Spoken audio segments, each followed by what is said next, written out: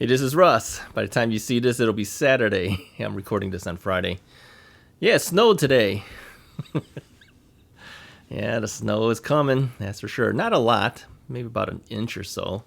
But yet, it snowed, so that affects us, right? So I was thinking, with winter and everything coming up now, we gotta start thinking about, what's gonna happen for Christmas time, right? What are you guys gonna do for Christmas? Yeah, we got some people coming over. Anyway, as I was thinking more about this, I kept thinking about the room that we keep all the bikes in. I go, wow, we're going to have to close up that room somehow. Yeah, that room smells like tires. Rubber tires. That's not good. We have some bikes in the garage, too. So I was thinking just yesterday about my batteries. As you know, that I've been dealing with these batteries for just before all of this started happening as far as the weather and bringing those batteries down to the 70% level. But then I got to thinking about the range of the batteries, and I usually do a range test on all the bikes, and I just want to find out how far can my bikes really go, because this is important information. If you're going to go out on a trip somewhere, you don't want to run out of battery, right? So the only way for me to remember this is I had to make a spreadsheet to remember what the actual range was for each individual bike. So. So I'm looking through this and I'm going, wow, actually, I'm looking off the camera again, and I'm seeing that most of my batteries, when I'm riding, let's say conservatively, meaning I'm not throttling the entire time, but like a combination of light throttling and maybe staying in pedal assist level 2 or 3, what are my bikes actually giving me? And I'm looking here, and most of them hit around the 30-mile range. That's actually pretty good, all right? Now, some of them admittedly hit the 30-mile range just because they have larger batteries. As you know, some of the batteries I changed out, like the Rad Power Bikes, Rad Rover 5. I got rid of their battery, and I got the Unit Pack Power Triangle batteries, which are 52-volt, 20-amp-hour batteries. Well, those batteries, but the last time I checked them, I think the first time I was getting like 46 miles, something like that, 48, 46. The second battery didn't get quite as much. I think it was somewhere in the 42 to 44 range. So I figured let's average it out to say 40 miles per battery. That's still pretty good, right? For that bike. Now, that battery could be a little bit different if I put it on another bike. As you know, I modified the Area 13 bike so that it can accept that triangle battery. I just leave it on top of the rear rack, just like I do with the Rad Rover 5. And I haven't tested exactly what that gives me when I use that battery on that particular bike. So as you know, each bike will work a little bit differently. Some of them will eat up a little more power than the other bike because it just handles power differently, right? So I have to find out what it does on the Area 13 bike. But just going through the various bikes, and I just went through the old videos that I did on the range test on all the bikes, and yeah, pretty much most of them are 20. Let's see, what is it? 29. One has 35. One has about 30. Another one has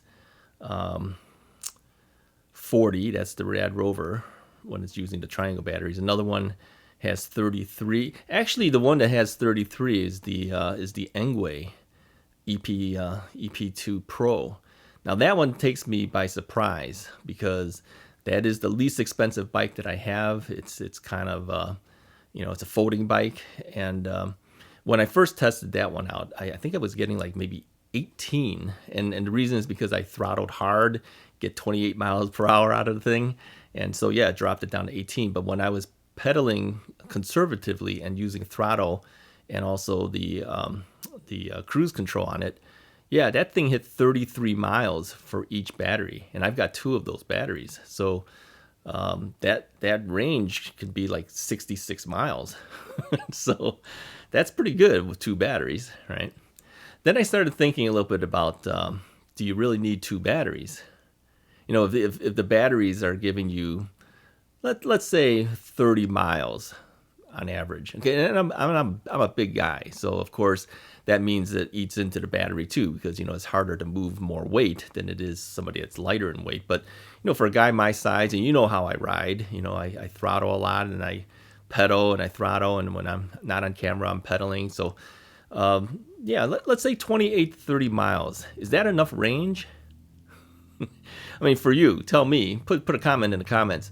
Is 28 miles to 30 miles enough range for you? It's not enough for me, all right? I want 2 batteries. I typically want 2 batteries because if I have 2 batteries, it doubles my range, right? Now, not every bike that I have has 2 batteries. And now I started to think, am I riding the bikes that don't have 2 batteries? And thinking back of when I grab a bike and I try to decide which bike I'm going to take with me, I usually take the bikes that have the 2 batteries. Yeah, because I kind of feel like, what if I decide I want to go a little farther, right? Maybe your original plan was to go for, I don't know, let's say, you're going to ride 15 miles or something like that. Well, 15 miles is not 15 miles. 15 miles is 30 miles. 15 miles in one direction, 15 miles back to get home. That's 30 miles, right? And I don't like to ride to the end of the battery where maybe I make it home, maybe I don't, right? So I want the 2 batteries. Now, as you know, when the review bikes come in, sometimes I get 2 batteries and sometimes I don't. Like Magicycle is giving me 2 batteries, basically on my bikes. The Engwe has 2 batteries. I requested a second battery and they gave me the second battery. But what about the bikes that doesn't have 2 batteries? I find that I don't grab them as often. So now I'm starting to think if next year, if review bikes come in, I might actually ask if they would be so kind as to give me a second battery at the same time. And the reason is because then I can go further, right? And if they don't give it to me, I find that I don't ride it as much. And I mentioned before, too, that, there's a benefit to the manufacturers when they send bikes to me because I actually ride these bikes. I don't just review them and leave them alone. I ride them. So there's more riding time with their bike if I have a second battery because then I don't have to worry, see? Now, some people don't need 2 batteries, right? For instance, my wife, who has been affectionately known as Mrs. Wright, she rode her Rad Mini Step Through 2, and she got 40 miles on the ride and still was at the 3rd bar out of 5. So if you don't weigh a whole lot, if you pedal the entire way, because she usually pedals the entire thing. I think she says the only reason she uses the throttle is when she's from a dead stop and she wants to get moving a little bit. She does what I do. We hit the throttle and move up to a certain speed and then keep pedaling. But after that, she continues to pedal. And like I said, she weighs literally nothing. So does she need 2 batteries? And I think in her case, not as much. She probably doesn't need it as much. But for someone like me, 2 batteries are kind of a necessity.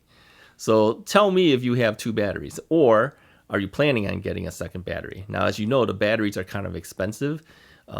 It's not uncommon to see batteries in the $500 to $600 ranges. Okay, so not everyone can afford to do that. But again, if you could afford to do it, did you do it? I want to know. Okay, and what was the reasoning behind why you got that second battery? Was it for the range so that you can go further, or is it for just in case, like you don't want to get stranded somewhere? I mean, that's a big fear for mine.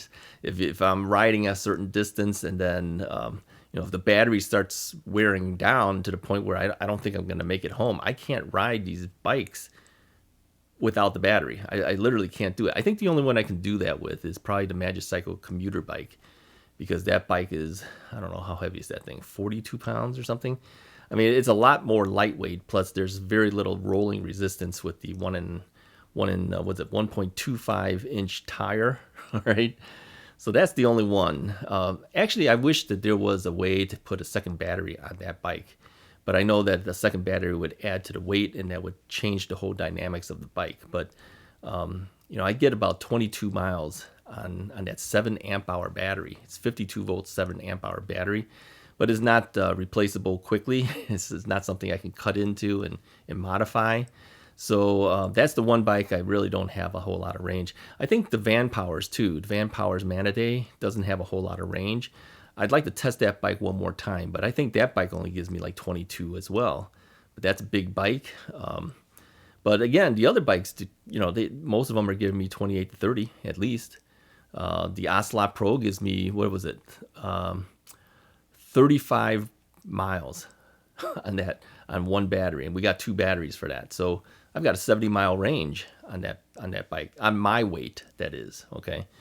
So yeah, if I got to go some major distance, like if I wanted to do the Botanic Garden or something like that, I could do it on the Ocelot Pro, because now I have a 70-mile range. It's about a 60-mile round trip for that place where I go. So anyways, put a comment below. Let me know, do you have 2 batteries, or are you thinking of getting a second battery, and why do you think you need a second battery?